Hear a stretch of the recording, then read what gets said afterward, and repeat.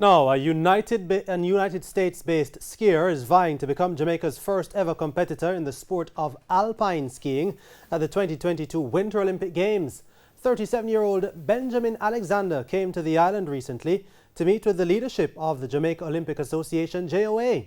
He shared why he chose to represent Jamaica. Right, so my father was born in Westmoreland in the town of Sav, and I've been skiing for 5 years, and the interesting thing about being half white and half black, whenever you are with white people, you are the black person. And so skiing is a predominantly white sport, and so I was always known as the Jamaican on ice, the Jamaican speedster. It was always kind of like a joke that a Jamaican is skiing.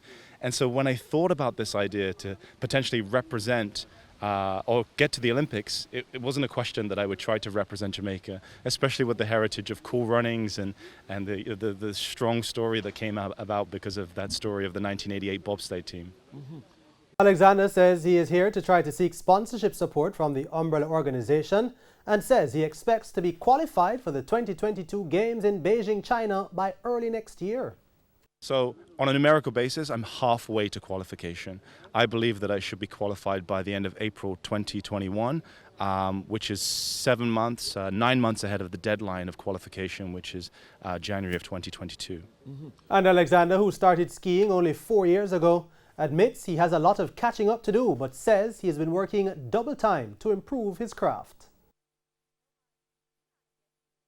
I'll be bringing my hard work and determination. So the chairlifts stopped running in March, and the chairlifts are like what you have at Mystic Mountain. You sit down, it takes you 10 minutes, takes you to the top of the hill, and you slide down the hill.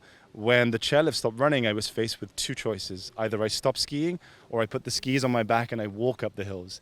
And since then, I've done 100 days of this climbing up the hills. I've climbed the height of 10 Mount Everests, and so I think my work ethic and determination is proven in that.